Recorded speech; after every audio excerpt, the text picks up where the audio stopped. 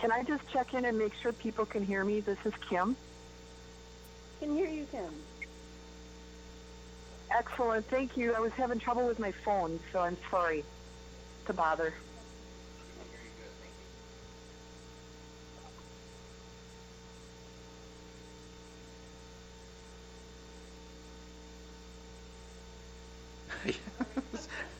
Sorry, I didn't know we were on the air.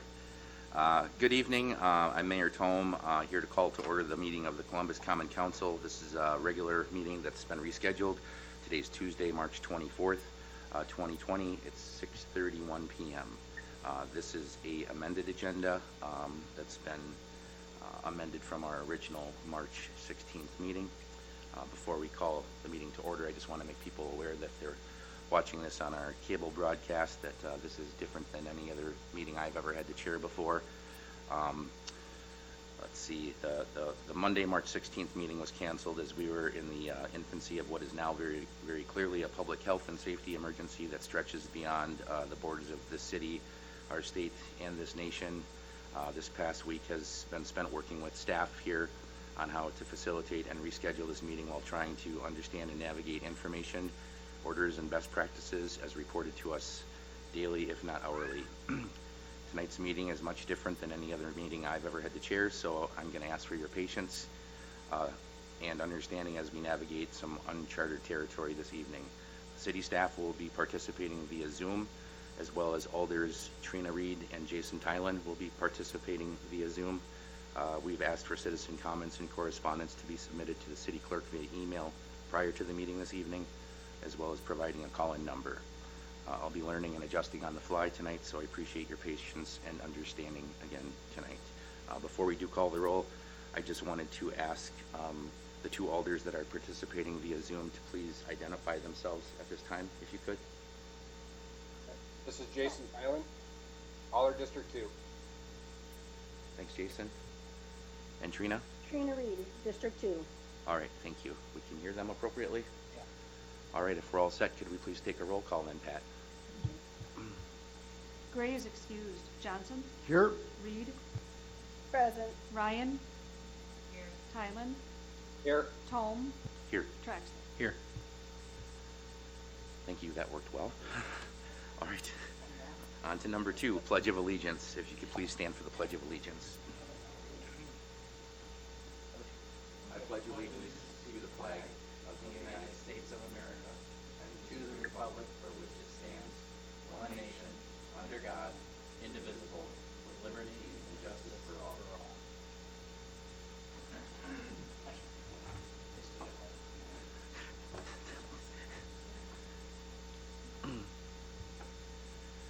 All right, this meeting has been noticed in accordance with local ordinances, state statutes, as well as DOJ advice on public meetings.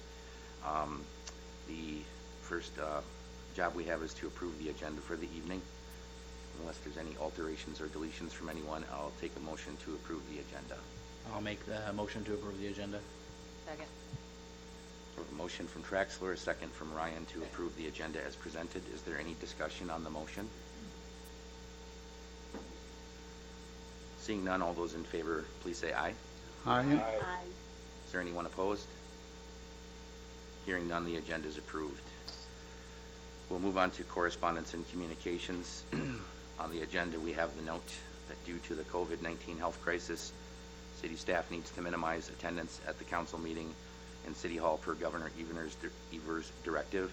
If possible, all citizen comments should be emailed to the city clerk at pgable@columbuswi.us or phoned into Pat Gable at 920-623-5900 no later than 4:30 p.m. Tuesday, which is today, March 24th. All comments received will be read into the record and are limited to 3 minutes in length, please. The first thing that we will do is see if there's anyone that has called in to the number for citizen comment. Is there anyone that's been patched in, Lisa? Okay.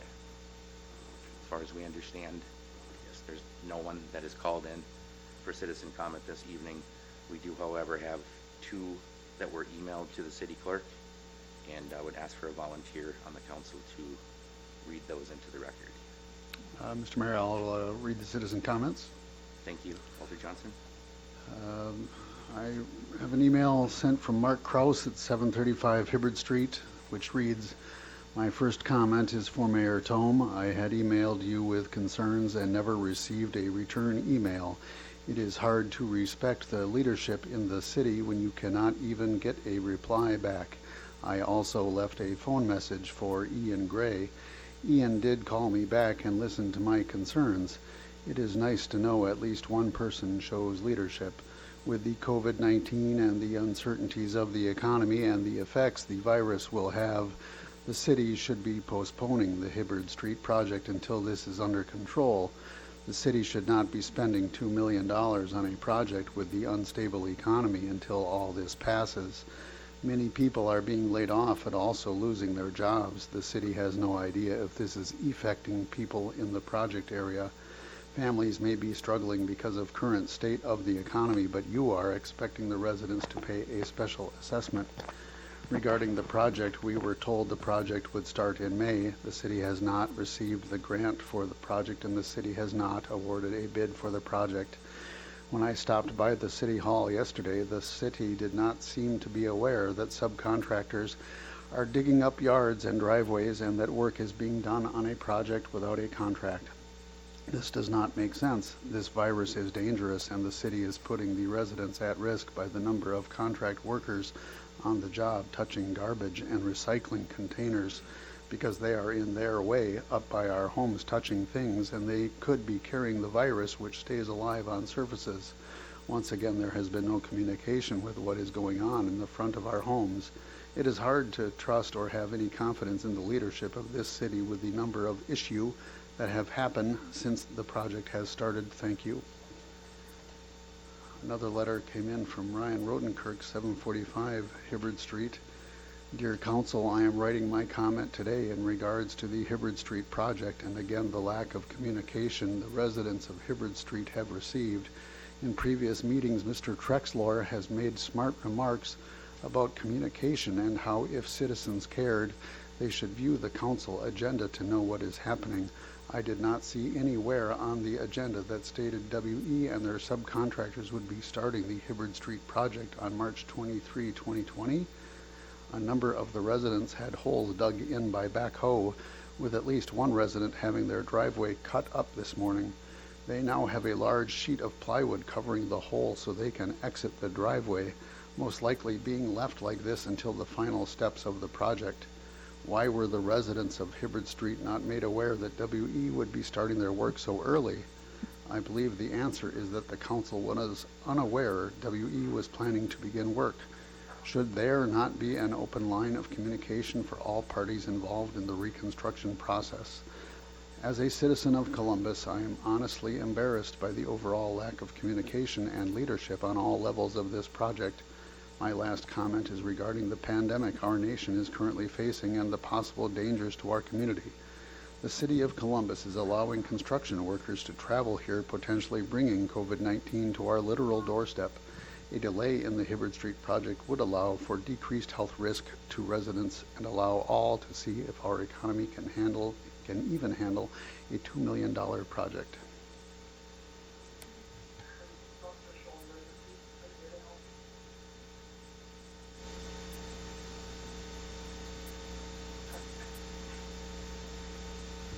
Sorry, that's the end of the correspondence and communications portion of tonight's meeting, and we will move on to the consent agenda. On the consent agenda this evening, we have the Council and Committee of the Whole minutes for 3/3/20. We have a street closing request for the Kiwanis Club Chamber of Commerce for Red Bud Days, May 9th, 2020, and we have applications for operators licenses for the term of July 1st, 2019 to June 30th, 2021. The operators license applications are for Christine Doberstein and Caitlin E. Wolf. Are there any questions on the consent agenda? If there are no questions on the consent agenda, I'd entertain a motion to approve the consent agenda as presented. Make a motion to approve the consent agenda as presented. Second. We have a motion from Ryan and a second from Johnson to approve the consent agenda as presented. Is there any discussion on the motion? Seeing none, all those in favor, please say aye. Aye.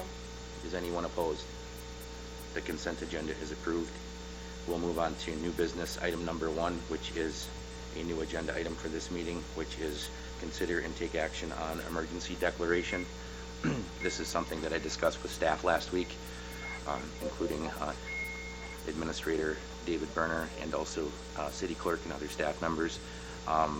This is a draft that was submitted for review by Attorney Johnson. Attorney Johnson stated in the other communities that he represents that this draft has been used by 3 different municipalities, from my understanding. I did get a chance to review it and thought that it was fitting, and I think we'd like to be proactive and make sure that we do have a declaration in place, given the way things are unfolding at a very rapid pace. So if there are any questions on the language of the resolution, I would invite those now. Attorney Johnson is here as well if you have any questions about this. Are there any questions on the emergency declaration? No. Trina and Jason, are you okay? No. Yep, we're good. Okay. I'm good. I'm sorry, Okay. Brandon. I'm good. We know you're not in the same place. Thank you. All right, if there are no questions on the emergency declaration, I would please ask for a action to approve the declaration. I'll make a motion to approve the emergency declaration. Second. A motion from Traxler, a second from Reed to approve the resolution declaring a state of emergency for the city of Columbus. Is there any discussion on the motion? If there's no discussion, all those in favor, please say aye. Aye. Is anyone opposed? All right, motion passes. Thank you. On to number 2, consider and take action on amendments for the 2019 budget to qualify for the expenditure restraint program. This has been an item that we have reviewed at the committee of the whole level several times. It's obvious why this is being done. It is to be sure that we can qualify for the expenditure restraint program in the future and to amend the budget appropriately. Kim Manley is on Zoom if any council members have any questions for her about this item. This would be... Is this approving a resolution? There is a resolution in the packet for that. Okay. So it would be approving resolution 2-20.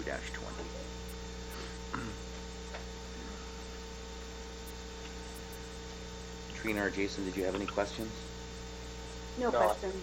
Okay, no questions from Jason or Trina. Any questions from the council members present this evening? All right. If there are no questions on new business number 2, I'd like to get a motion to approve the amendments for the 2019 budget to qualify for the expenditure restraint program.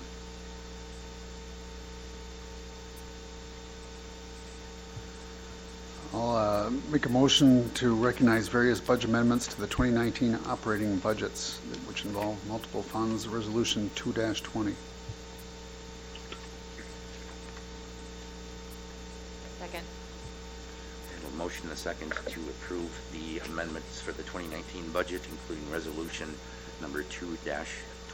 Is there any discussion on the motion? Trina or Jason? Nope. No. Okay. If there are no questions on the motion, then all those in favor, please say aye. Aye. Aye. Aye. Is there anyone opposed? Motion passes. Thank you. Item number 3 is consider and take action on engagement letter with Baker Tilly for the 2020 sewer rate study. This is something that a few of us council members have probably gone through, but due to bond covenants, we have to do a rate study for the wastewater utility every 2 years, I believe it is. And this will be the year that we'll have to do that. So pretty straightforward. Are there any questions on the engagement letter with Baker Tilly from Trina or Jason? No questions. Okay. Mayor? Oh, sorry. Go I ahead. would just add that this was anticipated by the council in the budget to pay Baker Tilly to conduct this rate study. Yep, it is accounted for in the sewer budget. Any further questions? If there are no questions, I'll entertain a motion to approve item number 3.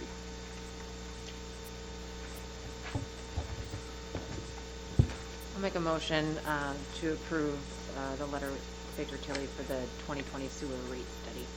Second. There's a motion and a second to approve the letter of engagement with Baker Tilly for the 2020 sewer rate study. Is there any discussion on the motion? No. Seeing none, all those in favor, please, or actually, this is financial. Let's do a roll call on this, please, Pat.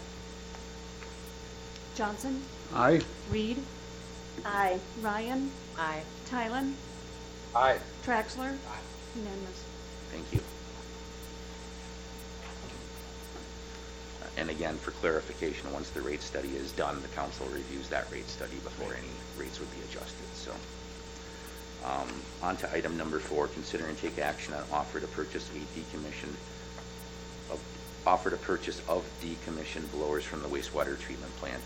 This is essentially just going through the process of, like we do when we auction off items. These are items that are no longer used. No one locally can use them, and John from the wastewater treatment plant was able to get $1,000 for each of the units from the people that completed the upgrades at the plant. So it's the most efficient means of getting rid of them. Seems pretty straightforward. Any questions on this one? Trina or Jason? No, no question. Trina and Jason are good. If there are no further questions on this, then I would entertain a motion to accept the offer to purchase of the decommissioned blowers for the wastewater treatment plant. I move to accept the offer to purchase the decommissioned blowers from the wastewater treatment plant by J.C. Cross. I'll second. Was that you, Jason? Yes. Oh, yeah, I know. All right, we have a motion in a couple of seconds to approve the offer to purchase from J.C. Cross for the decommissioned blowers from the wastewater treatment plant. Is there any further discussion on that? If none, all those in favor, please say aye. Aye. Aye. Is there anyone opposed? Seeing none, motion passes. Thank you. All right, item number 5. Consider and take action on the access easement for Sunview Farms to cross the city-owned lands north of the wastewater treatment plant. This discussion has been occurring probably since last fall, I think. It's outlined pretty simply in the memo in our packet. This is a easement that we believe had existed long before this, but in trying to look at doing the project down there by the wastewater treatment plant in the future, we wanted to clean this up.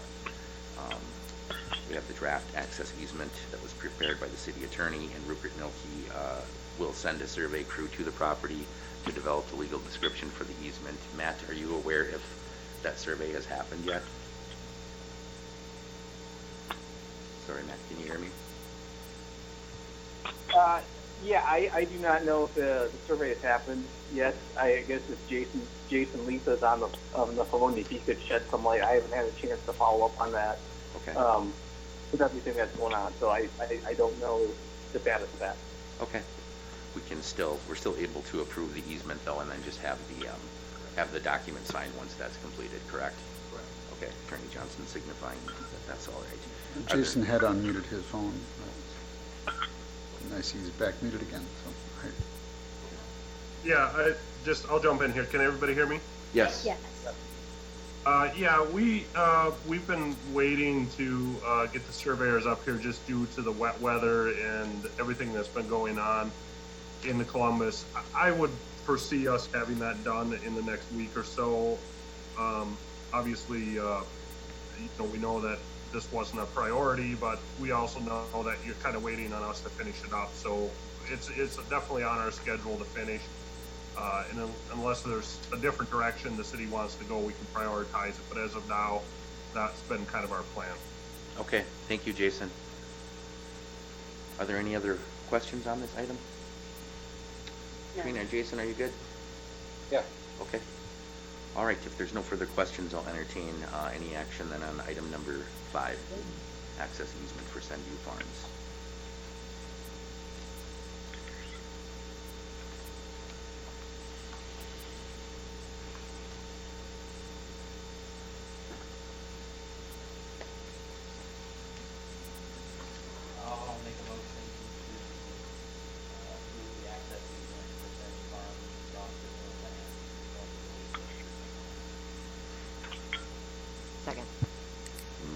Traxler, second from Ryan, to approve the access easement for Sendview Farms to cross the city-owned lands north of the wastewater treatment plant. Is there any discussion on the motion? Jason or Trina? We're good. If there's no further discussion, all those in favor, please say aye. Aye. Is there anyone opposed? Motion passes. Thank you. On to item number 6, which is a related item. This is consider and take action on an agreement with Sendview Farms regarding the city-owned land north of the wastewater treatment plant. The proposed agreement, I believe, is to,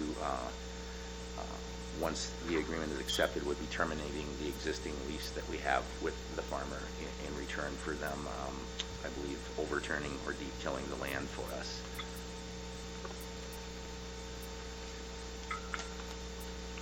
Any questions on this one? Trina or Jason, any questions? No question. No. All right, if there are no questions on this, I'd entertain a motion to approve the agreement with Sendview Farms regarding the city-owned land north of the wastewater treatment plant. I'll make a motion to approve the agreement with Sendview Farms regarding Sendview Farms regarding the city-owned land north of the wastewater treatment plant. Second. Motion from Traxler and second from Johnson to approve the agreement with Sendview Farms regarding the city-owned land north of the wastewater treatment plant. Is there any discussion on the motion? Seeing no further discussion, all those in favor, please say aye. Aye. Aye.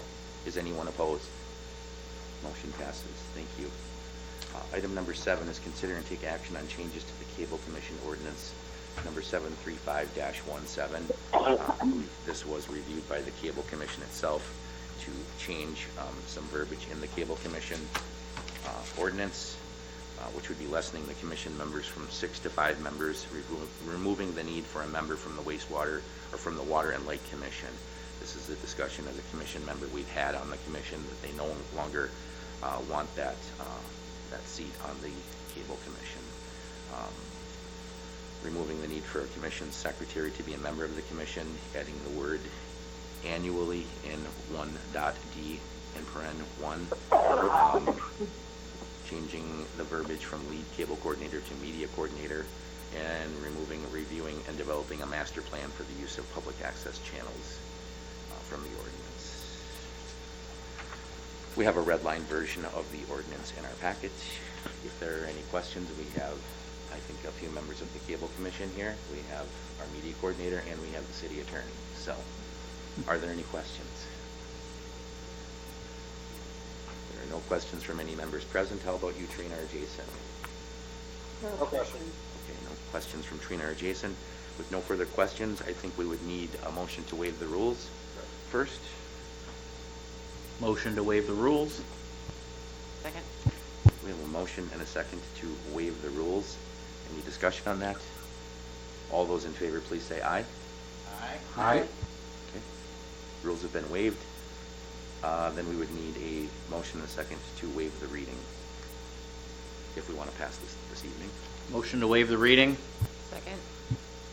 A motion and a second to waive the reading. Any discussion on that? All those in favor, please say aye. Aye. Aye. Reading has been waived, and now we can take a motion to approve the changes in the Cable Commission Ordinance 735-17.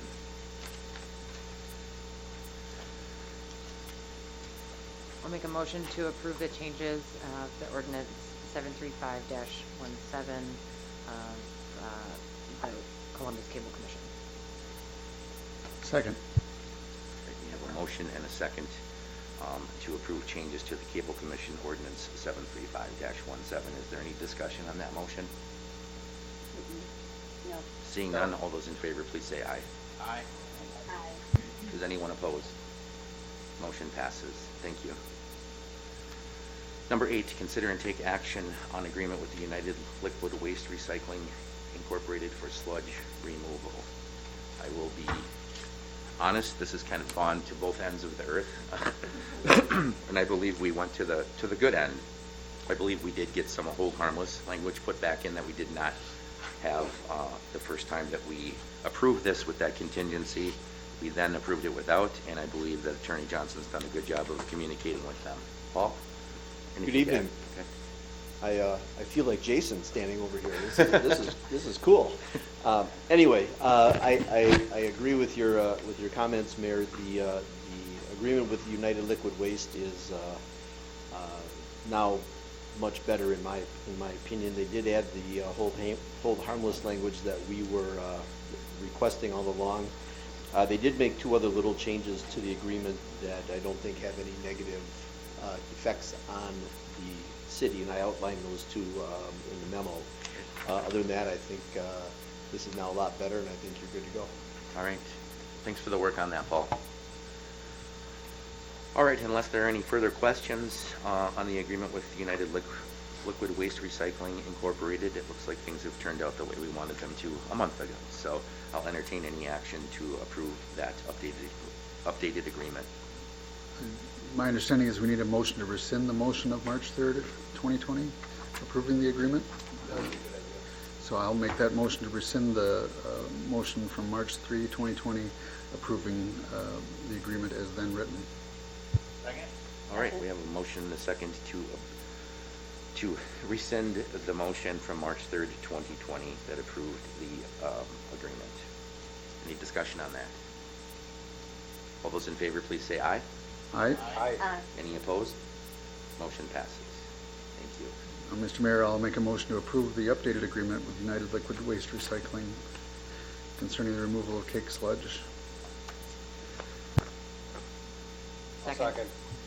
We have a motion and 2 seconds to approve the updated agreement with United Liquid Waste Recycling Incorporated for the sludge removal. Is there any discussion on that? No. Seeing none, all those in favor, please say aye. Aye. Any opposed? Motion passes. Thank you. All right, up to number 9, consider and take action on claims, city claims in the amount of $1,121,007.18. Are there any questions on the claims? We have Kim Manley on the phone. No.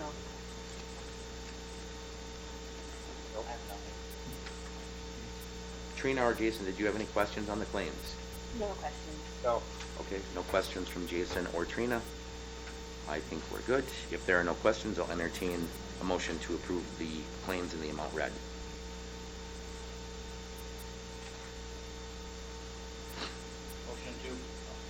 Motion to approve the claims in the amount of $1,121,007.18. Second. We have a motion and a second to approve the city claims in the amount as submitted and read. Is there any discussion on the motion? The amount in the packet says 8 cents and the memo says 18 cents, so I don't know which one is accurate. Probably. Packet, okay. So I need to change my, I need to amend or change my 8 cents here, but I said 18 when I read it. Oh, you because said I was 18. reading off of the packet. Go with Okay, I'm looking at the so Going to What do I do? revoke your original motion? Yeah. Second? revoke my original motion. Or rescind. Rescind it. Do we have to do a second or anything? on that, or You made the just- second, Katie? Are you Originally. Will you withdraw your second? Your mic's on. withdraw my second. Okay. Andy, you can. All right, I'll make a motion to approve the claims in the amount of $1,121,007.08. Second. All right.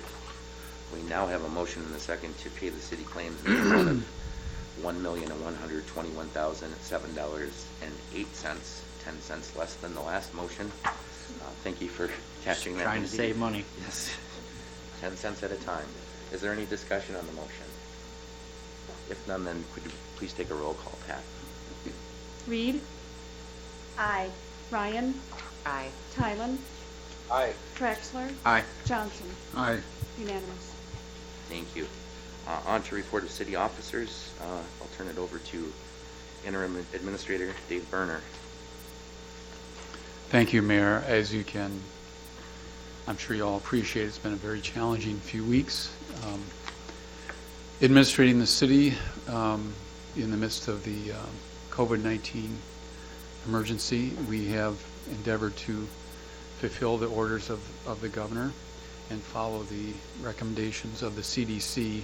I want to thank the department heads and all the employees for their cooperation, for their initiative, and their hard work in carrying on with the responsibilities of the city and keeping each other safe and the employees safe and the public safe. They are to be commended for how they've responded to this, and as you indicated, Mayor, it's been a very fluid situation, often things changing from when you come in the morning to at the end of the day. So I've been trying to provide direction as best as I can, communicate. The mayor and I have been in constant communication. And we do have a staff meeting tomorrow morning, and I've been working on a draft memo with staff to provide more detailed direction as to how to manage within the directive that's been given to us, and at the same time maintain the essential services of the city.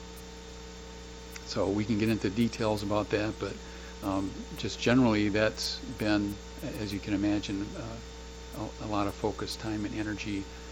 And again, I can't thank the staff enough because they've done a great job. A couple other things I would point out, that the new court clerk began her duties officially today. I'm just going to say her first name because I don't do very well with last names, as you know. But Deborah was offered and accepted the position. She does have experience in the Washington County Court, Washington County Circuit Court, and is a resident of the city of Columbus. And she just started today. She was shadowing. The judge did go ahead with precautions, but did carry on with the court last week, and she was here shadowing the judge and the court clerk that was here, actually on loan from the city of Monona. And as far as I know, that went pretty well. And of course, Kyle Ellison and I have been in contact with each other and sharing notes on how we're doing with our respective communities. He is scheduled to begin work as your administrator, 8 a.m. Monday, April 6th. We have a conference call scheduled tomorrow afternoon, and we'll get into more details on onboarding and transition issues. So that's ongoing. I expect that we'll be together at a minimum that day, on Monday the 6th. You'll have two administrators here at the next meeting. God willing, we'll have a meeting on the 6th, and I'll just be working closely with Kyle and the mayor as far as my time in the transition. I want to do everything I can for a smooth transition. So that's my report. You're welcome.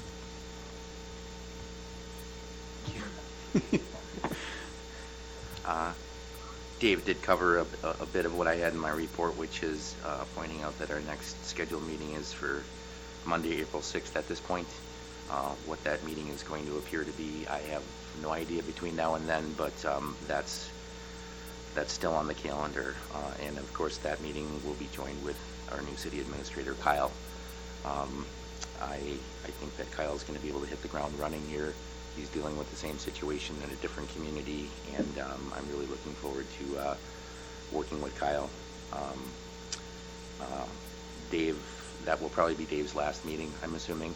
I know there's going to be a little overlap, but I am assuming that will probably be Dave's last meeting. So I wanted to say a few nice things about Dave. Thanks for all your work here in Columbus. I think we've covered a lot of ground together in a short amount of time.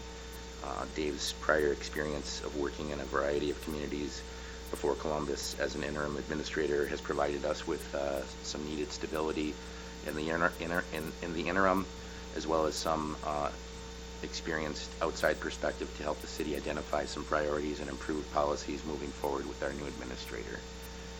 Dave has served on both sides of the Diaz.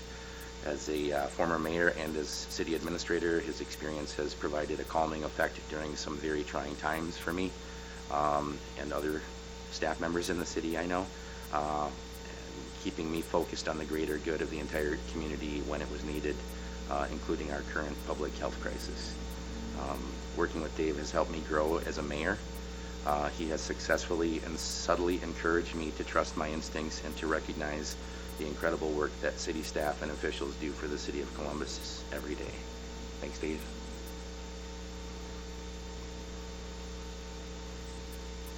Thank you. I'll have some concluding remarks in our last meeting. I probably will But as well. thank you very much. Kyle's Thank not you. here yet, so I wanted to thank you for what you've helped us do. Thanks. I do have a lot of information here about early voting as well. Pat and I didn't get a chance to get our heads together today, but there is one thing that I dug into last night and I still have a little confusion about. And Pat, I hate to put you on the spot, but were you able to get any clarification on the extension of the online registration today or not? And if I'm putting you on the spot and you don't want to answer the question, tell me. No, I did try to contact the Elections Commission. I did not hear back from them. Okay. I do know that it's open registration, and that's about all I know right now. Okay. So that's how we're handling it here. When people come in to register. Okay. But if there was That didn't change. You could still register up until the Friday before. in person, It depended on where it was taking place, and that's where the confusion was coming in. Yep. And that's where this extension changed. okay. So registration is available up until the Friday before the election and on election day. Correct. In person here, Correct. including up until 8 o'clock this evening. Is registration still happening? Correct. Okay. All right. There was a recent decision by a federal judge to extend online registration, and I wasn't able to find any clarification on how that's being implemented. When you go to myvotewi.gov, I didn't see any updated information, so I just wasn't sure if that was being implemented. I think they're still working on doing that. It's not a flip of a switch. Yeah. There's some other things that need to be taken care of, Okay. so it doesn't impact the rest of the Process. workings of my votes. Sure, okay. Can people still request a absentee ballot if they're not registered? They have to be registered first? No, you have to be registered to vote before you can request an absentee ballot. Okay, that's why I'm hoping people can get clarification if they don't want to physically come to City Hall to register, that they need to start looking at that option online to see if they can still do that up until March 30th or You can not. still download an application, mail it in. Okay, As long as they provide proof of residence. okay. Mail is still an option, that's good.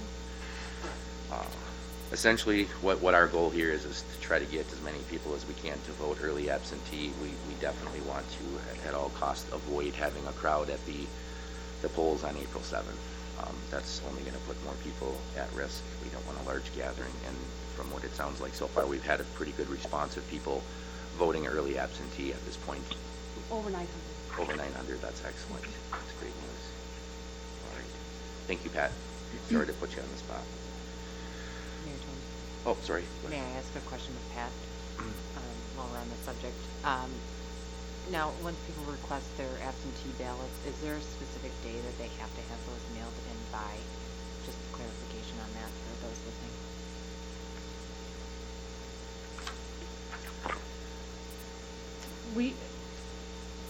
The ballots have to be returned by election day. So, yes, it can be mailed in or dropped off by 8 o'clock election day. At the polls of place. Thank you.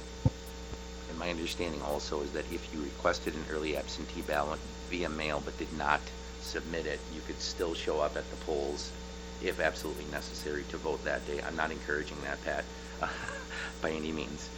But if you can please get your absentee ballots as early as possible, because you're still going to have to be relying on the mail system, and that may become overwhelmed soon with all the ballots being sent through the mail right now. So, all right, thank you. And of course, lastly, the emergency that we're currently going through right now. Again, today, Governor Evers directed Department of Health Services Secretary Designee Andrea Palm to issue a safer at home order that prohibits all non-essential travel with some exceptions as clarified and defined in that order. The order is effective at 8 a.m. on Wednesday, March 25th, which is tomorrow, and will remain in effect until 8 a.m. Friday, April 24th, 2020, or until a superseding order is issued. This is a rapidly evolving situation. Everyone is encouraged to frequently monitor the Wisconsin Department of Health Services website for updates and useful information. Additional information can be found on the CDC website, and then please check the city website and social media pages for updates, or call City Hall during regular business hours if you have questions, and we'll get you in contact with the resources with the questions that you have. The emergency that we are all currently living in is very stressful, and it impacts each one of us in virtually every aspect of our lives. There are many unknowns, and as a father of 2 children, I know that we will have a new normal when we all get through this. But life will be different than it once was. What makes this emergency situation different from any other that has ever been experienced as a community is that this community wants to respond and come together to help one another. When we have flooding in the past, neighbors help neighbors. There's no shortage of helping fill sandbags or help transport them to stack them. When we had a large wind event several years ago, portions of the city went without power for an extended period of time. Everyone helped one another, clearing down trees, and pitched in any way they could to help one another. Unfortunately, this emergency doesn't allow us to physically come together to help one another. This is frustrating for people, and panic can set in when we become frustrated. People feel powerless and overwhelmed to help provide relief and comfort to our loved ones, neighbors, and our community.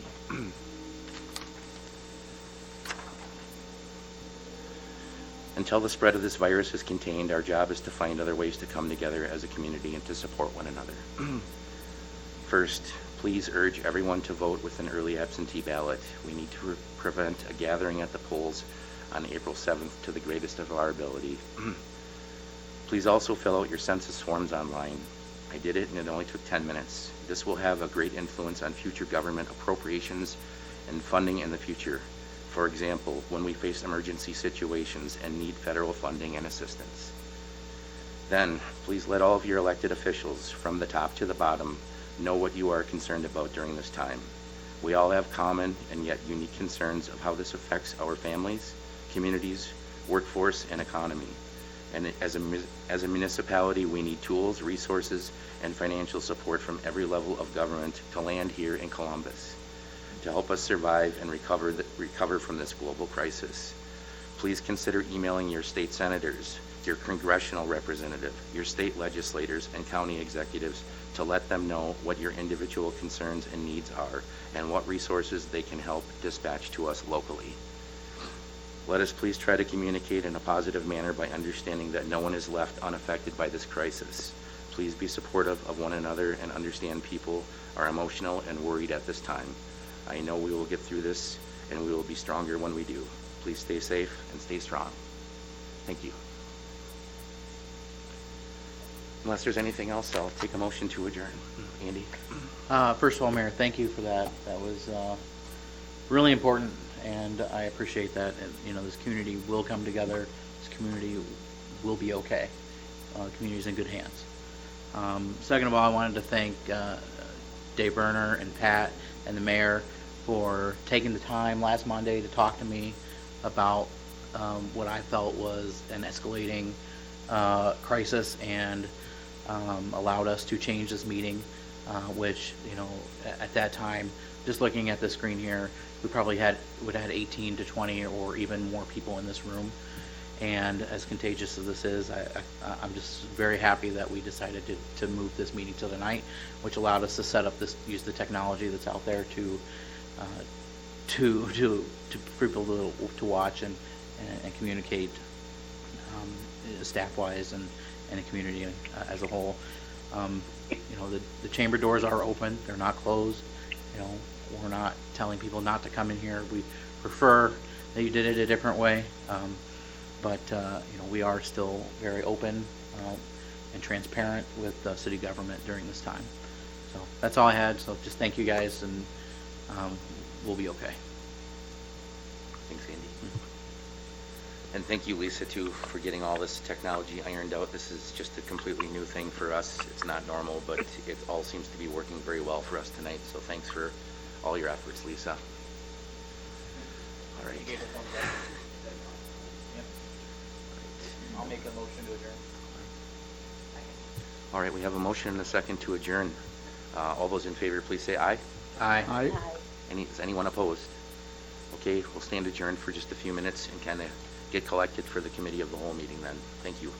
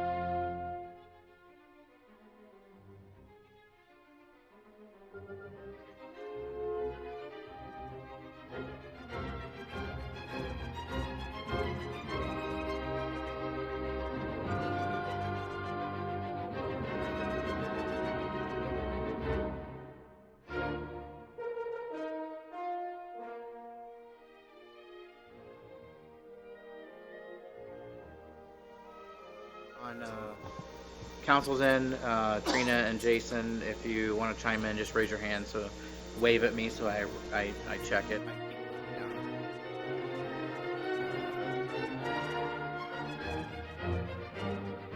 And if I don't catch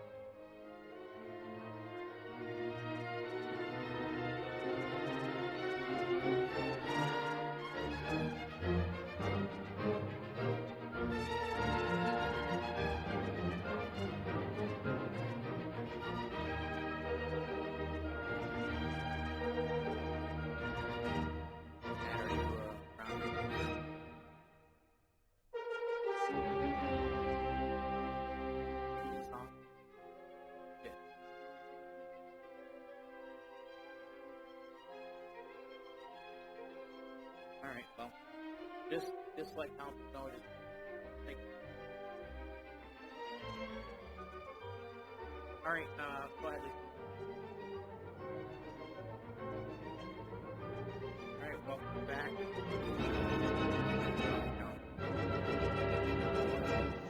Tuesday, March 24th, time 7:30 p.m. This is a rescheduled meeting of the Monday, March 16th meeting. First thing up, Pat, if you could take the roll call. Gray is excused. Johnson? Here. Reed? Here. Ryan? Here. Tylen? Here. Tome? Here. Traxler? Here. All right, this meeting was noticed in accordance with state statutes and local ordinances, and as the mayor previously stated, and some guidance from the DOJ. Okay. First thing up, we need to approve the agenda. The one change that we're going to make is we're going to hold off on the Interpac donation item. Interpac has agreed to push that back until a better time. I'll move to approve the agenda as amended. I'll second. Okay. The motion and a second to approve the agenda. Any discussion? All in favor, say aye. Aye. Aye. Opposed? All right, the agenda is approved. Next up, citizen comments. There are no citizens present. If there are any citizens present on the Zoom feed or telephone feed, this would be the opportunity for you to speak. I'll give you 20 seconds or so to chime in.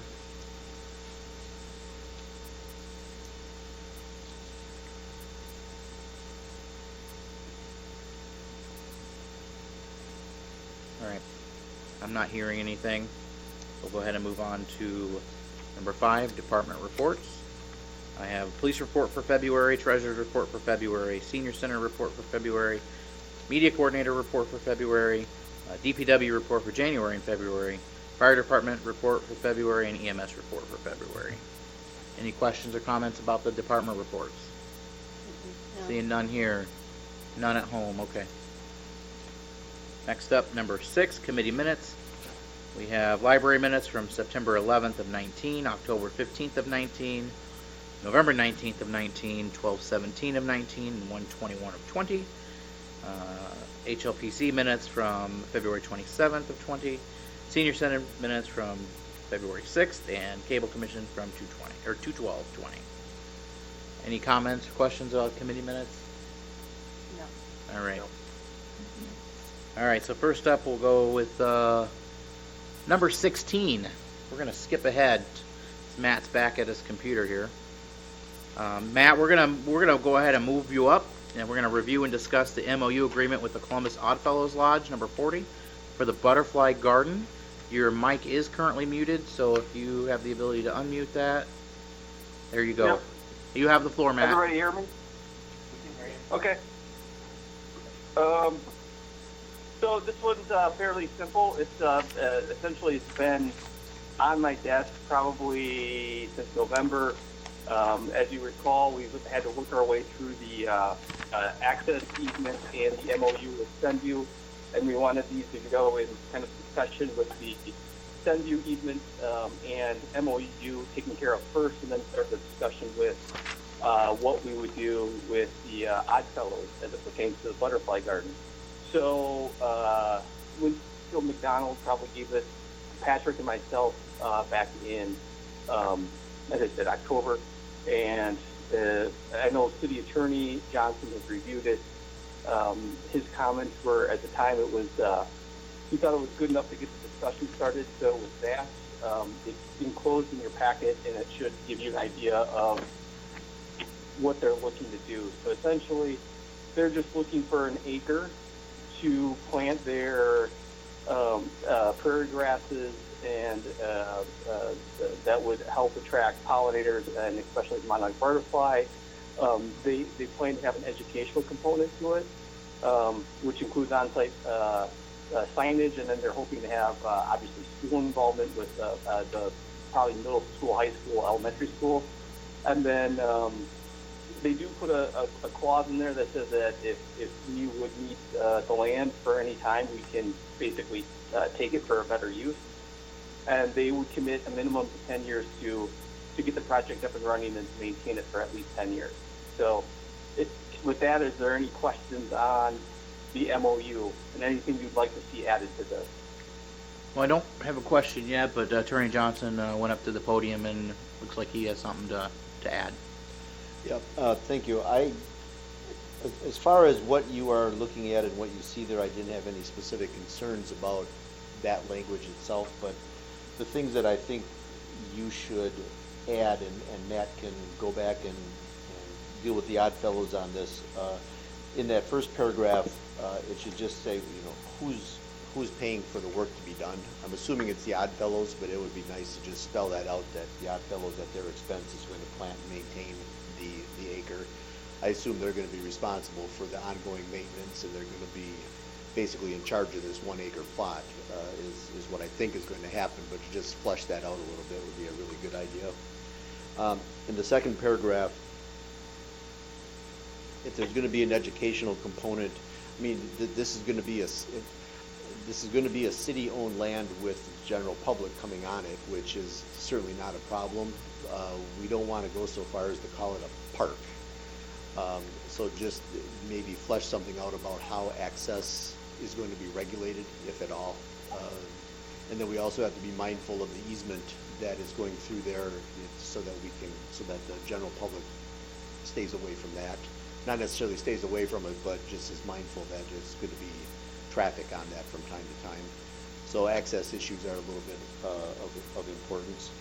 In the third paragraph, if the Oddfellows are going to leave the project at some time, are they going to be responsible for removing whatever they put in, or is that at city expense? How is that going to work? And then the last question that I had is if there should be any insurance issues from the Oddfellows. I mean, this is always an interesting situation when you have something like this, because the city has insurance. The city, arguably, this will be immune from liability under recreational immunity situations, but that's just something for the council to consider if they think that's an issue or not. And the city might want to check with its insurance provider for something like this. I'm not overly concerned. It's just a question of whether or not it should be addressed. Those were my only comments. There, Matt, did you have any response to any of that, or are you you good? No, I agree with what Paul had to say. That makes complete sense to me. The one thing I would note, if you look at the first paragraph that says the Oddfellows will work with city officials in Zenview to locate the garden, that will be coming to council for official review April 6th. So it's kind of been on my to-do list to set something up. I really don't know how we're going to do it with everything going on, but we'll figure out a way. So just to kind of have a brief discussion of where on that site the garden would be. And then obviously start talking about maybe future layouts and future recreational opportunities on that site. So that's, I guess the only thing to add is that I will talk with Linfield to see if they have a preference as far as that goes. So. Okay. Mayor Tome? Matt, I'm glad you brought that up. I think this is a great project, and as far as the MOU, that's one thing, but I think when we identify that 1 acre parcel for this project, one other concern that I've had is we've got about 3 acres down there, and if we're going to discontinue the farming that's going to be there, we did pull that out of rental for 1 year, and I remember it became an issue for the city because we hadn't done any planting. It turned into weeds, and so I think while we kind of do this, we should get a rough site plan together at the DT level to find out how we can deal with all 3 acres aside from just this butterfly garden too. I mean, it's a separate issue, but a conversation we need to kind of have at the same time, so we don't get ourselves into an issue where we hadn't planned for the other 2 acres. So just wanted to mention that now. Okay. Well, and I kind of already have a conceptual idea of what we could do there, but you're right. The other 2 acres or 2, it's like, I think it's like 3.8 total. So that's probably almost 3 acres left over that we all have to take care of. So that's, yeah, there'll have to be some thought behind that for sure. Thanks, Matt. Okay. So with this particular item, are you going to make some of the changes Attorney Johnson has pointed out, and then bring that to the regular meeting on April 6th for finalization and approval? I'll just interject. Yeah, if Paul wants to send a copy, I will gladly email. I've been actually emailing Winfield McDonald from Oddfellows and Patrick Anderson from Oddfellows, and I'd be happy to share that with them. I've been trying to give them updates when their things are happening. So I don't know if they're watching at home or not. I mean, they do know that this was on the agenda tonight. So I told them that they could participate over the phone if they wanted to comment. So I envision I will talk to them here in the near future. So. Okay. Mike? Just wondering if this was on your DT agenda for, I know that was postponed, wasn't it? Oh, so that would be after the next meeting. Okay. All right. Trina, hi. Oh, yeah, I know. I'm super excited that this project is finally getting close to fruition. Yeah, I agree with the attorney. We need to double, triple check and make sure we have in the language we're paying for the supplies and the maintenance, and who is expected to do all of the maintenance and the weeding. I can't wait to see, where we might put in some little paths, some possible benches. Just really excited about this project. Thank you, Trina. Anybody else? Dave? Matt, this is Dave.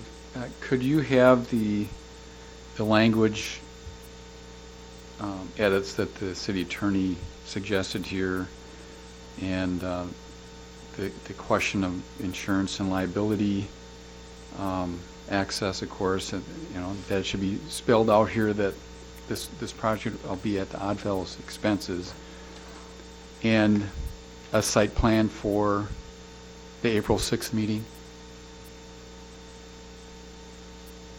Can you hear me, Matt? Yeah. Can that be done by the 6th? The city attorney's saying yes. Yeah. Okay. All right. Thanks, guys. I know this is challenging, and I appreciate your guys' patience. Yeah. Yeah. Matt, you can get it done tonight, right? You're just sitting there. Well, I'm happy to have something going. All right. So plan for that on the 6th, then? All right. So I want to kind of jumble this up a little bit, because I know Jason's, here for number 8, 12, 13, maybe 14 and 15. So what I'm going to do is not go to Jason right now, and I'm going to move on to item number 9, and we're going to review and discuss the Newman Pools contract for continued work on the pool leak, and we're going to unmute Amy Jo here in a second. Yeah, and then I think so. And then also, I believe Amy Jo also may want to just give a quick update on agenda item number 7. With the park. She couldn't chime in when we were. I was muted. Yeah. Well, we were having difficulties on the people at home's end, so we had to do that. So, Amy Jo, if you want to just touch on number 7 real quick, and we'll go to number 9 after that. Yeah, so basically EnerPac is ready to do phase 2 of the Warner Street Park for the EnerPac playground equipment. And basically they are just asking for council's blessing so that they can go ahead and order the equipment. The lead time is out until it's like middle of June, early August in that time frame, but it could be longer now with everything that's happening. But I did have a conversation with Zach, and DPW will play a small role in regards to leveling the playground area out, digging the holes, and removing the sod, similar to what we did for phase 1. And EnerPac will be installing the equipment themselves. So they just want City Council's blessing. Thanks, Amy Jo. Welcome. We'll need to unmute Zach for the pool. Lisa, Okay. thank you. Any questions? Mike, go ahead. Just to be clear, that we did table the discussion for 7. So Amy Jo, are you coming in at the April 6th meeting on the committee of the whole to present for the donation and have the information then for the Warner Park, or via video conference or whatever it is at that point? Yeah, I can do that. Okay. Okay. We need to put that on the next committee. Yeah, we're not gonna. Yeah, we won't move that forward or anything. I just felt it was a different situation. She couldn't. Yeah, she couldn't speak on it. Sure. So, all right. Number 9, review and discuss Newman Pools contract for continued work on the pool leak. Go ahead. Anybody that's ready? Basically, the service contract you have in front of you for Newman Pools is to do the continued leak detection and repair of the underground piping on the 4-inch and the 12-inch gutter piping, or the 10-inch ones that have burn codes on them, and then continued leak detection on the remaining pipes and the gutter system. And will be billed on a time and material basis. So the total in front of you shows $5,910, but that doesn't necessarily mean that's what we'll be paying them. Okay. The other contracts we received, we didn't pay the full amount that we were quoted. Everything was actually less. This is to get them in there to finish up the work. Yep. And that makes sense. And this is a budgeted item at this point up to $15,000. So, whether we use it, all of it or not, the money is there. Hopefully we don't need it all. Correct. Do you have something, Dave? I think to date we paid under $5,000. All right. So this will keep us under the $15,000. Okay. Zach, did you have anything to add on that? Oh, Amy Jo covered it pretty well there. Okay. Perfect. All right. So, again, the pool repair will continue. There's money budgeted. Any questions? Yep. So yeah, we'll move that forward the next meeting if that's okay with everybody. Oh, my window's messed up now. Kevin's in Trina's spot, so I have to look over here. Okay. Got it. Okay. You guys are good at home? Yes. Okay. Yep, thank Oh, you. wow. It's fun. Okay. Next up, I'm going to do Kim Lang. That was all Amy Jo, yep. Yep. Just a minute, Kim Lang. We'll get you unmuted here in just a moment. Number 10 is review and discuss Wing 3 proposal to remove asbestos at the senior center. And Kim, you are live. Okay, can you hear me? Because my phone isn't working the best. We hear you. Loud and clear. Okay, great. This is the group that we used previously to do a portion of our abatement in our main room. This is just a continuation. We finally have the money to do the entire main room. So I don't know if you have any questions, but they're going to do the abatement. They're going to take out the DNR permit and dispose of the tiles and whatever else they take off. But again, this is the group that we used the last time, which is about 2 years ago when we did a portion that was already very damaged in our entryway. And now we're going to do the whole thing. Okay. And I see you're going to be using some surplus funds. Yes, we've been saving. Actually, some of the money has been being saved since before I was here, and we finally, in the last 2 years, were able to save enough carryover funds. So we have about $13,000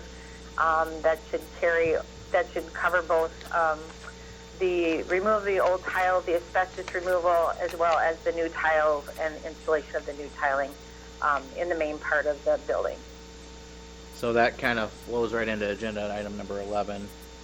Right. The proposal to install new flooring at the senior center. Mayor Tome, you did something? No, I wanted to thank Kim because she got this flooring proposal in, kind of last minute when I saw the abatement part of it. If we can possibly get these projects done together right now is the perfect timing, with the exception of the April 7th election, if we're going to be closed. And I can vouch for her comment that we have carried these funds over what seems like for 4 or 5 years now. So this project has been waiting for a long time, and I'm glad to see it finally on the table here. So thanks, Kim. Yeah, and I agree. I've seen that for quite some time, and I know that they have little projects that need to get done, and this will certainly help. All right. Any questions, comments? Go ahead and move this forward. Yep. Okay.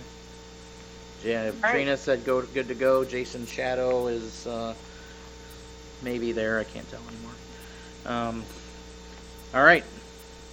So number 10 and number 11 will move forward to the next regular meeting. All right. Terrific. Thank you. Thank you, Kim. And now we need Lisa to unmute Jason Lipa, because he's going to pretty much be taking up the rest of our evening. Oh, he can. Oh, he's a computer guy. Okay. He's on the video. Hi, Jason. Number 8, consider and take action on final resolution 620, final resolution authorizing public improvements and levying special assessments against benefited properties. Again, this is something we wanted to bring back because there were some changes. There were some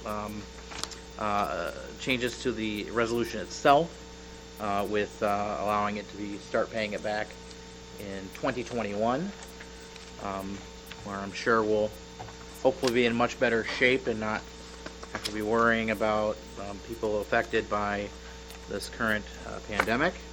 Hopefully, that gives plenty of time to prepare for that.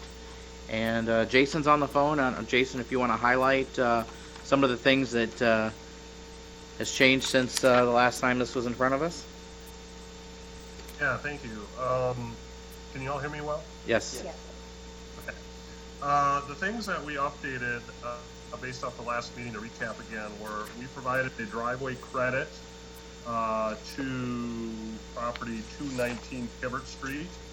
And that was based off of the formula that we had talked about, which was crediting back, I believe it was $5.21 per square foot. The cost for the new apron was $6, so the balance was 78 cents a square foot, which equated to about $174 charge. The other change was we removed the sidewalk assessment for the double frontage lots. Those were lots on that fronted both on Charles Street and Hibbert Street, that had the full lots front to back, that had sidewalk on the Hibbert side. And those were I believe there was 4 of them. 856 South Charles, 838 South Charles, 344 South Charles, and 314 South Charles. So we eliminated the sidewalk assessment for those properties that had the sidewalk with the double frontages. All right. Next, we looked at the corner lots. There were 2 corner lots, if you remember in question. That would have been the corner of Hibbert and School and Hibbert and Richmond, where we were connecting sidewalks to the existing sidewalks that were on side streets. That was property 411 Hibbert and 755 Richmond. Both of those we credited the cost of the sidewalk for the shorter side, which was both the School Street and Richmond Street side respectively. And then I removed the storm sewer assessment for the 2 lots near Dick Street. Those were the ones that were right on the very edge of the project, that were down by Dick Street, 838 South Charles and 856 South Charles. So we removed the cost for storm sewer because those are assessed. And then lastly, I updated the address on the map for 404 Hibbert, and I did check the frontage for 660 Hibbert. I believe the individual in last time was questioning that we could just check that, and I did, and it was correct in the original report, so we did not make a change from that. So before you tonight is the updated assessment that reflects those changes for consideration. Did anybody have any questions on those changes? No. Okay. Trina and Jason are saying no. Anybody in here have questions on that? I do have a question regarding some of the work that just suddenly started on Hibbert Street. That was not related to the city and anything to do with the street project. Is that correct? Yeah, we had been working with the utilities to relocate and replace their infrastructure in advance of the city project. And we've had the contractors submit plans that we've reviewed to make sure that their changes obviously were going to take into consideration the new improvements on Hibbert Street.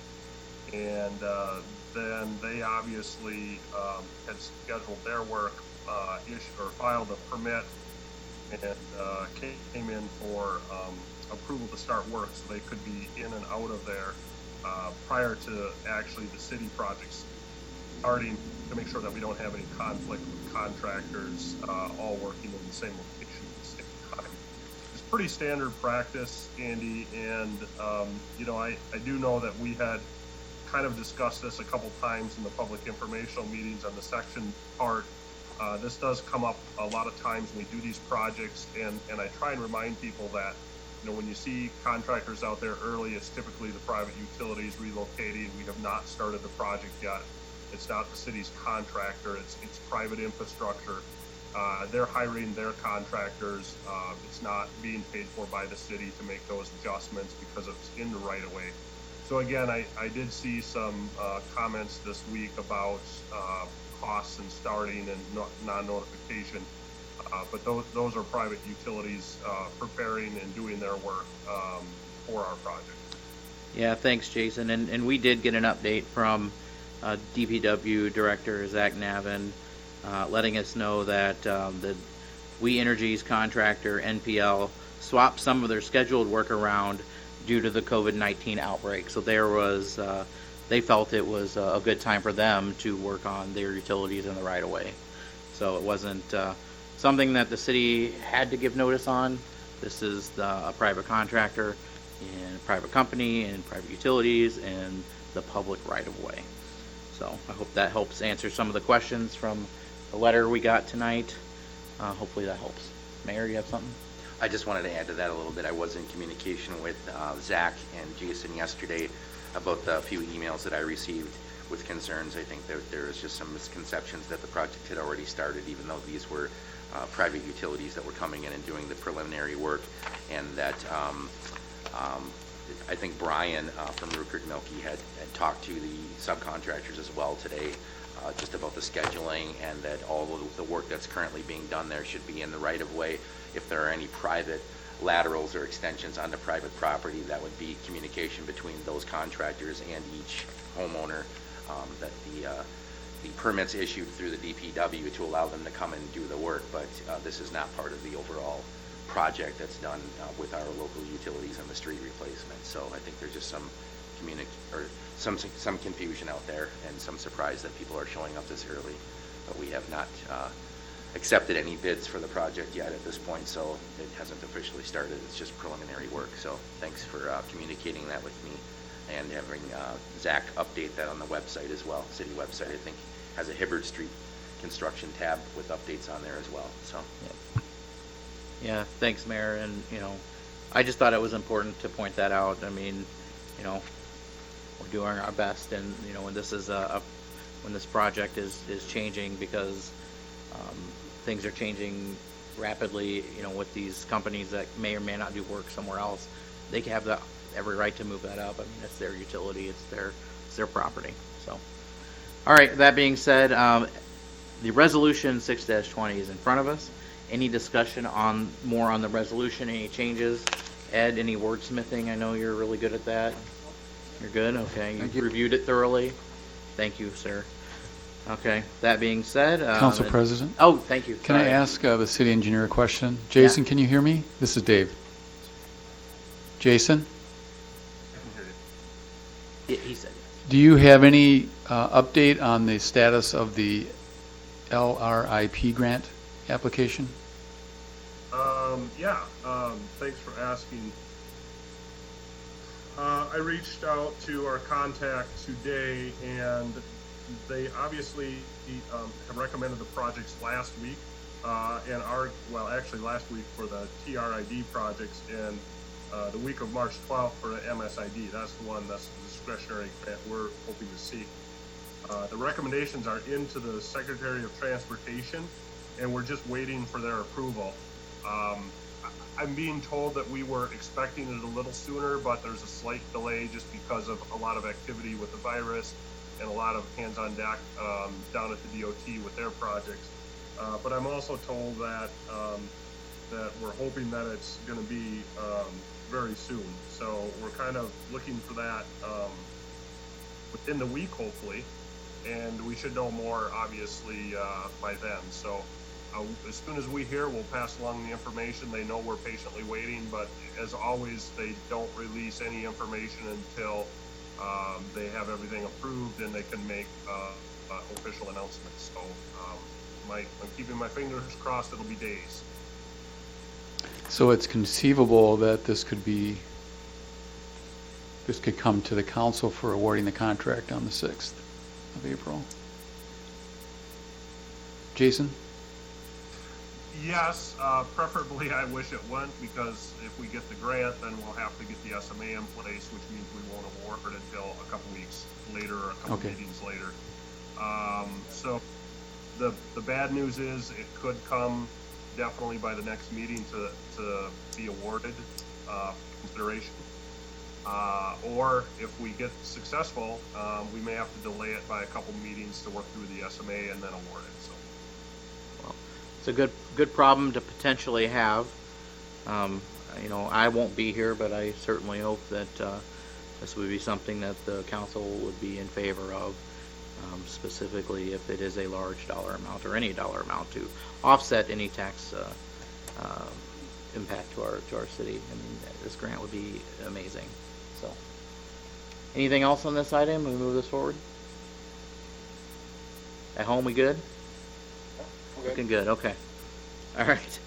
Next up, number 12, I think. Yep. Andy, sorry, before Yes, sir. I just wanted to make a comment after kind of hearing some of the comments, public comment tonight about the Hibbert Street project, just so people are aware that we're approving a resolution this evening for the special assessments. Again, this is just another step in the entire process for the project. The comments that we heard were that they had assumed that the project had started. There's still steps that need to be taken to get the project started, like accepting the bid, finding out if we've got an LRIP grant, etc. And these things are all done in steps. So I think if people have questions, please ask those questions. There are staff members that are prepared to give you information. We just don't want misinformation flying around out there and then having that grow and kind of overpower the facts. Yeah. So, thank you. No, I appreciate that, Mayor. That's well said. Okay. Anything else? Okay. Again, number 12, review and discuss State Highway 89 sanitary sewer design and Wisconsin Department of Transportation Coordination task order with Rupert Milky. Jason, go ahead. Yeah, thanks, Andy. So the task order before you guys tonight is what we're calling the task order for 2020. So this essentially right now, the sewer design and specifications and estimate for the project are about 90% complete. The project obviously isn't going to be constructed until I think it's let in 2021. And so we have a little ways to go here before we even get to bidding out the project. However, you know, as this project moves forward, the DOT does ask us for requests, updated information periodically. I know they've had us update the hazmat information based off of the reports already this year, so we've done some work in 2020. And there's some just general meetings that come up every quarter or so with the DOT just to update status on the project. So we had last year completed a task order for 2019, which basically took us to what we deemed 90% complete.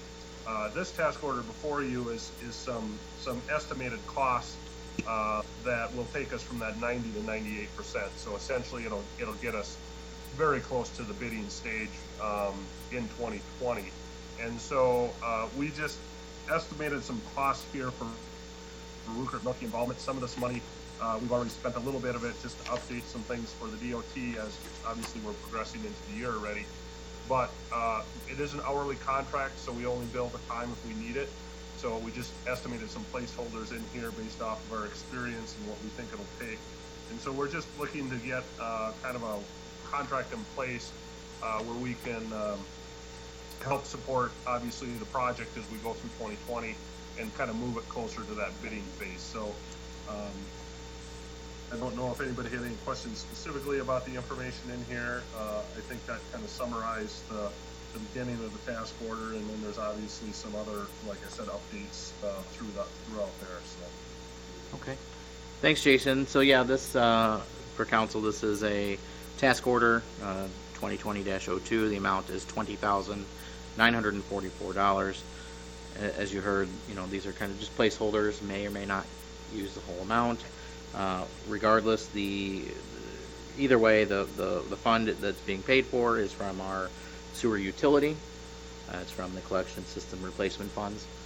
Unless there's any questions, comments, you good? All right.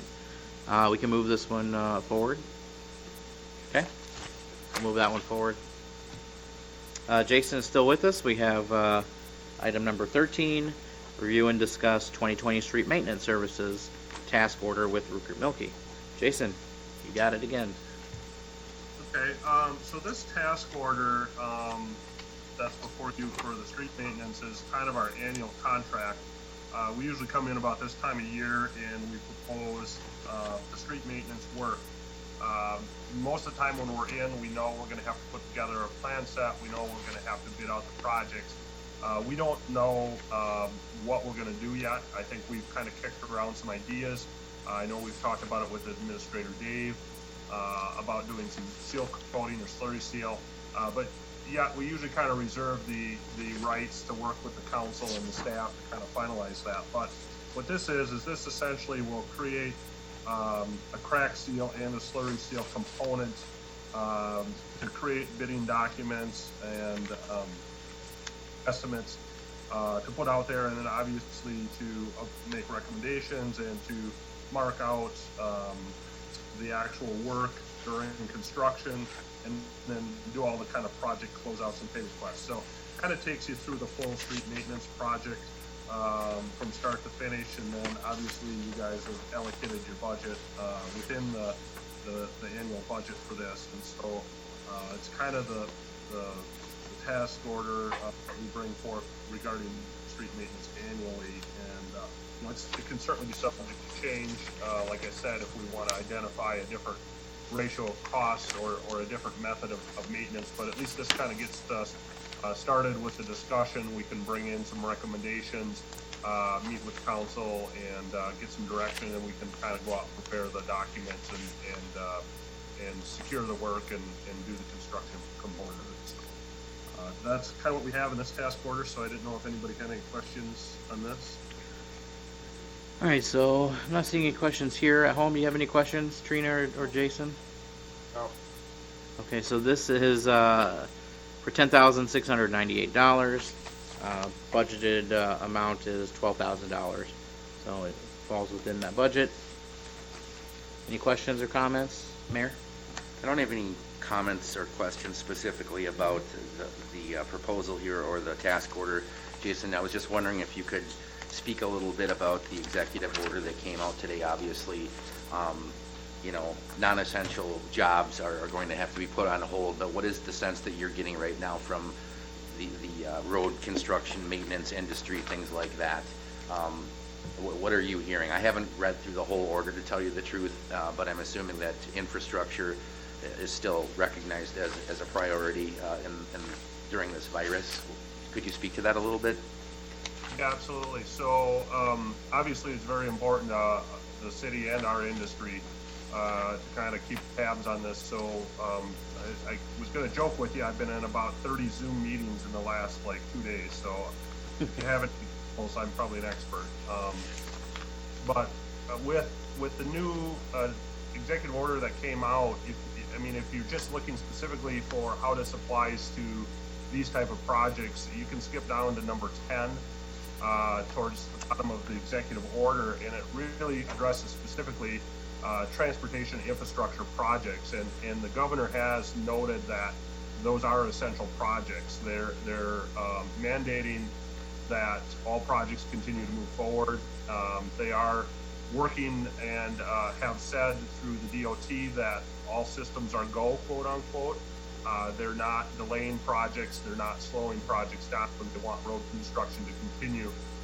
There are a few exceptions to construction. One is if it's aesthetically driven, so maybe be a landscape project or something that would deem not necessary. But they do specifically call out all road construction. They call out public works construction projects, and they call out utility, sewer, water, storm-related construction projects. So they're pretty clear about what they call essential projects. And so, as far as infrastructure goes, they still are asking people to continue to work on these, to move these projects forward. I have been speaking with several contractors just to get the sense for where they sit on all of this, and there's been some unknowns until this order came out. I guess it was today it came out with the detailed text. And what I'm hearing is all contractors are still planning to start on schedule and to work through projects. So we're hoping, obviously, that there's no change to this, and we'll kind of stay the course. And obviously, it comes with a lot of discussions about taking extra precautions. But as of now, the governor's order is allowing all of these types of projects as essential projects. Thank you, Jason. I'm assuming the DOT is still moving forward with all the projects they had planned for this year as well then, right? Yeah, that's what I said. There was an email that came out from the secretary about a week ago that said it's all systems go. They have things in place and they've taken precautions.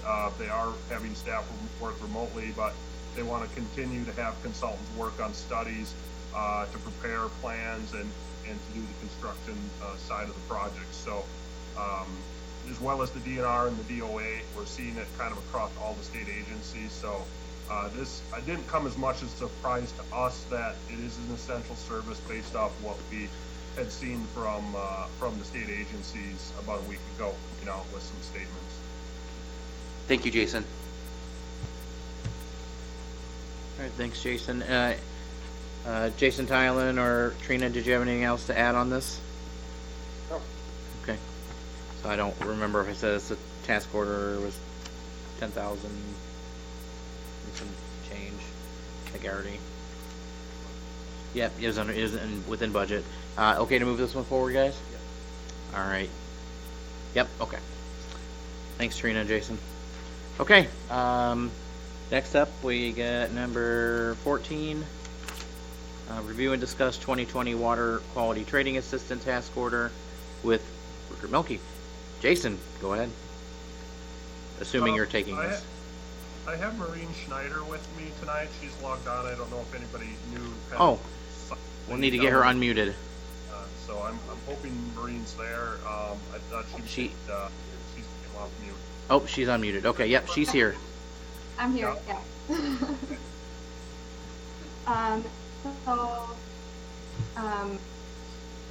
Like Jason said, I am here tonight to talk about the task order for the 2020 Water Quality Trading Assistance Program, and then also the service agreement with Columbia County after this. So, as kind of described in the explanation of agreements in the packet, there are a variety of agreements that need to be in place for the water quality trading program to be successful. So some of those are the landowner agreements that we talked about at previous meetings, and then one of those is the task order between the city and R&M. So what's outlined in this task order is basically just getting all of the agreements in place and implemented for all the landowner projects that are and have been a part of the water quality trading program this far. So that'll include attending landowner meetings, internal meetings and conference calls with the city, coordinating with the DNR, coordinating with the county, and basically just all the rest of the work that needs to be done in order to get these projects installed so that the city can start taking credit for the phosphorus that is reduced. Anyone have any questions on the task order? Not seeing anything here. Jason or Trina, do you have anything? No. Okay, so this is a task order for $24,180. And this is approved budgeted funds out of the sewer utility under professional services. Any questions? Okay to move that forward, guys? Okay, move that one forward. And then Maureen, you're still here for the next agenda item, which is review and discuss water quality trading service agreement with Columbia County Land and Water Conservation Department. Go ahead, Maureen. Yeah, so as a part of the program, the city does need to rely on the county for technical assistance with the agricultural conservation practices, as well as the modeling and some planning assistance too for the project. So there needs to be an agreement in place between the city and the county. And what's in the packet is a draft of that agreement that we received a couple months ago from the county. They actually just as yesterday sent an updated version of the agreement. So that updated version didn't get into the packet, but I reviewed it today, and there was only one small difference that I could find, and they basically just made the service agreement with the county, between the county and the city, contingent upon the DNR approving the water quality trading program, which is good, and that's what the city would want anyways, is that only to have that agreement in place to help with the program if the program is going to go forward anyway. So yeah, like I said, it mainly just spells out the scope of work for all of the technical assistance that the county will be providing to the city and how they'll be working with the landowners to get everything implemented and bidded out and in place so that the city can start taking credit for the phosphorus reduction. Are there any other questions on that agreement? I'm not seeing any questions now. Attorney Johnson has reviewed this service agreement. Have you reviewed the updated one? Sorry. Attorney Johnson's coming up to the podium here. Just one moment. The downside of sitting in the crowd. Yeah. I reviewed the agreement that was in the packet for last week's meeting. Okay. So if that's the most recent, that's the one that I reviewed. It's actually quite thorough, and I had no concerns. Sorry, go ahead. Is there a newer one, Maureen? There is a newer one that we just received, I think it was yesterday. Okay. So we weren't able to get it in the packet, and that's the one I was talking about. I just reviewed it this afternoon, and there's no changes except that they just added one statement just saying that they'll, this agreement will be in place if the water quality trading program gets approved by the DNR. Right. We'll send that updated version shortly for the Certainly would city. have no problem with that. Okay. So, yeah, I'm good with this. Okay, so we can, if okay, we can move this forward, and we'll be able to see that final draft on April 6th for approval with that small change in there. Seems like an important change, but yeah, it's in there. Yeah, and so I think the goal is similar to the landowner agreements to approve this in concept, and then, we can work with staff to just get those minor changes made to make the county and the city comfortable with it. All right, Mayor Tome has something? Just while we have Maureen, I wanted to let her know that I have both of the agreements that were approved at the last council meeting with the minor changes that had to be put in the final agreement. And I got an email follow-up from Maureen and Jason just explaining the minor changes that happened, and I'm going to be signing them tonight, so I have no concerns there. Okay. So that'll be on its way, and then I believe STIBS is still in the works and will be completed soon. That would be the third and final one that we have out there. So thanks for your work on that, Yes, Maureen. The STIB project is still in the works. We're working with the county to just get the final few tweaks done. After that, STIB is basically ready to sign. We just have to figure that out with everything going on with the virus right now. Good. Thank you, Maureen. Is there anything else on this agenda item from anybody? Thanks. So we'll move that one forward as well. So that I don't have any more items on the agenda tonight. I do just want to comment. As a community, let's do our best to